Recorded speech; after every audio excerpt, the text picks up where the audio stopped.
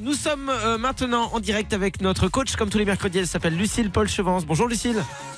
Bonjour les amis, comment ça va? Ça va et toi? Ça va très bien. Est-ce que ça s'est bien passé hier, ton atelier sur l'argent?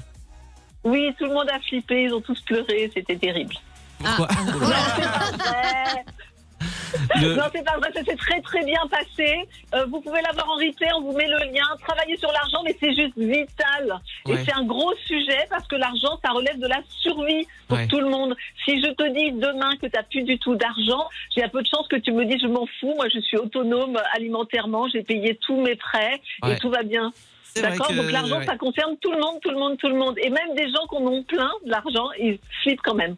Donc la relation à l'argent, c'est profond. Et moi, je travaille de l'intérieur. C'est toujours la même chose avec moi. Et une fois qu'on a accédé à sa propre stabilité, sa tranquillité dans la relation à l'argent, on va le matérialiser à l'extérieur. Donc j'ai fait travailler tout le monde pendant 1h30 là-dessus. Et ça a été bien. J'ai eu des super retours. Donc c'est que ça marche. Ça a marché pour moi. Moi, je suis passée de j'habite dans une chambre de bonne, sans eau chaude, sans douche, et les toilettes sur le palier, à j'ai une maison plutôt agréable et je peux vivre comme j'en ai envie, faire les projets que j'ai envie de faire et avoir de la liberté. Donc voilà. Moi, je suis en train de faire le projet inverse là. C'est vrai que j'habite dans une maison plutôt agréable. Et puis là, je quitte tout pour aller vivre dans une petite baraque et puis galérer financièrement. Je vous raconterai du coup. Je vous donnerai peut-être mes conseils. Voilà, je ferai comme Lucille. Je serai un anti-coach. Viens bosser avec moi. Tu vas voir, tu vas passer le cap. Ouais, t'inquiète, j'ai pas pu être là en live hier, mais j'ai bien le lien. Je vais regarder ça tout à l'heure en replay, c'est promis. Aujourd'hui, Lucille, on voulait parler avec toi d'un thème super intéressant, à savoir le pardon. Eh bien, pas du tout. Ah bon? Ah bon? C'est ce que m'a dit Anne. Non. Non. Moi, mais je peux vous parler d'autre chose qui est super intéressant. Je vais vous parler du sens. Où est le sens? Est-ce que vous vous souvenez que je vous avais parlé du dernier bouquin, du bouquin de Sébastien Boller sur le striatum? Ouais. Et c'est les petites combinaisons neuronales, nerveuses qu'on a dans le cerveau et qui sont impliquées dans la survie, qui fait que lorsque on n'a pas de lorsque on a le cortex, je vais y arriver, le striatum qui est en panique, on va se retrouver à consommer, avoir des comportements complètement aberrants. Donc lisez le bug humain, c'est super bien fait. Et là, Sébastien Boller, il a remis ça avec où est le sens, et il explique à quel point dans notre cerveau, nous avons ce qui s'appelle un cortex singulaire, qui relève aussi de la survie, comme le striatum, qui fait que lorsque vous n'avez pas de sens dans votre existence, vous vous retrouvez dans un état de panique complet. D'accord ? C'est ce qui fait qu'on peut être un peu en pause dans sa vie, de se dire j'en ai marre, je sais pas pourquoi, mais j'en ai marre. De tout. Voilà. Et c'est amplifié, cette histoire de problème de sens ces dernières années, pour des raisons très très simples. C'est que autant de la préhistoire, pourquoi ça nous vient de la préhistoire, ce cortex singulaire, tout simplement parce que on a la nécessité, autant de la préhistoire, de pouvoir prédire le comportement des autres. Ça relève de la survie. Si on va chasser le mammouth avec un copain et qu'on ne sait pas si son comportement est prédictible, c'est-à-dire s'il va pas se barrer dans l'autre sens au moment où il faut attaquer le mammouth et qu'on se retrouve tout seul, forcément il y a une question de survie. Si on ne sait pas faire la différence entre une empreinte de prédateur et puis une empreinte de gazelle, par exemple, c'est pareil. C'est pas du tout la même chose. Donc aujourd'hui, on n'a plus besoin de savoir, quand on se balade dans la rue, si l'empreinte qui est au sol relève d'un danger ou d'une possibilité de nourriture. Mais ça n'empêche qu'on a toujours besoin d'avoir le comportement des autres soit prédictible. D'accord ? Oui, Nico. Donc ça, c'est... Vas-y. Est-ce que ça a un lien justement avec la quête de sens qu'on recherche aussi dans notre quotidien et dans notre boulot ou pas ?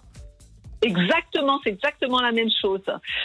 Là, on a perdu. Pourquoi on a besoin beaucoup plus de sens qu'avant ? Parce qu'on est dans une crise écologique qui fait qu'on n'a aucune idée de ce qui va se passer d'un point de vue écologique dans 50 ans. Donc on peut pas prédire. Donc ça met le cortex singulaire en panique. Mes parents, moi, ils se disaient pas, est-ce que mon enfant aura de l'eau ou aura à manger dans 50 ans ?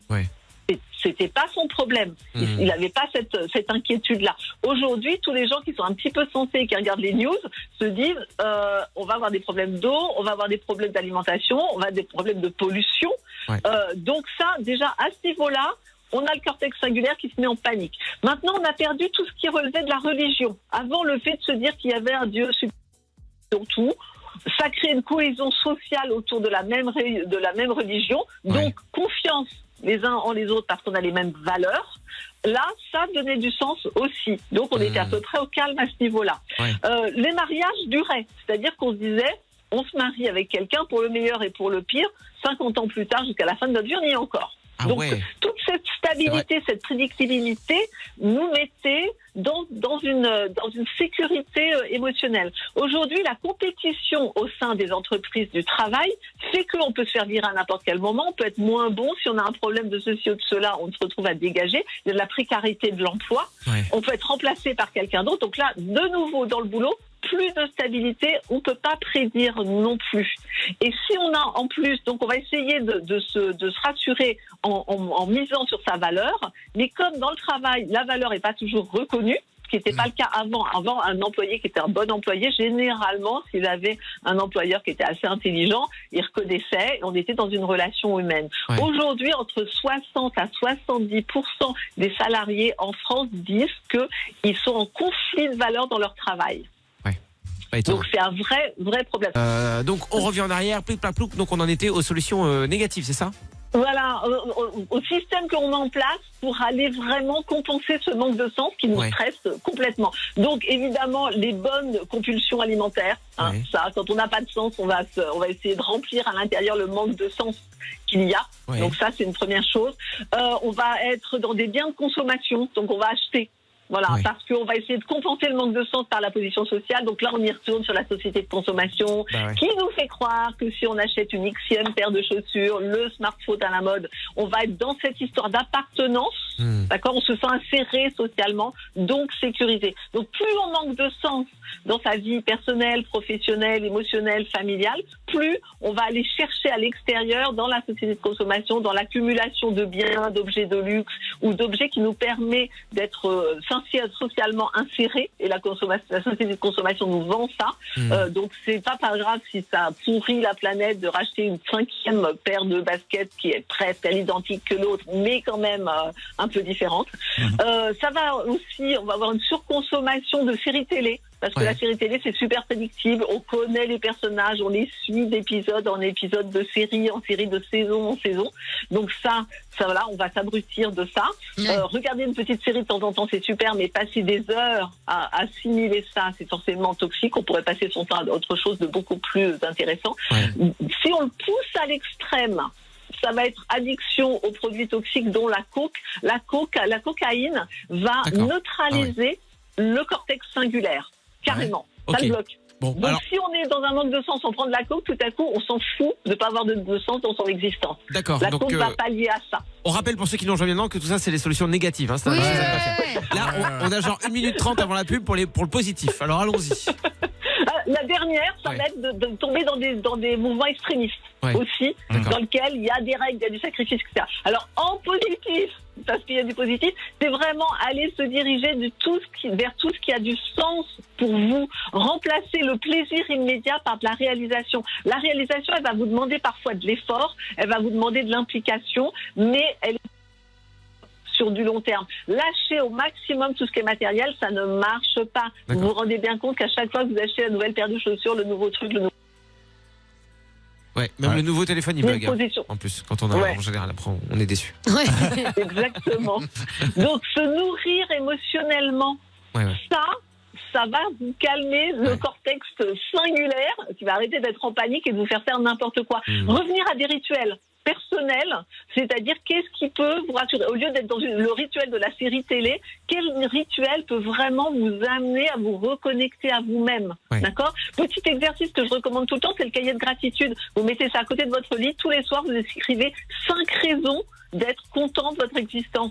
Et ça peut être juste, j'ai une maison, j'aime ma chambre, je suis en bonne santé, j'ai une relation sympa avec un tel ou un tel, des choses extrêmement simples.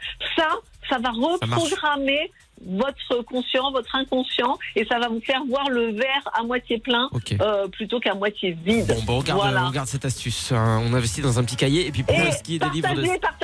Partagez. Je vous avais parlé du livre là, La Révolution du partage d'Alexandre Marx.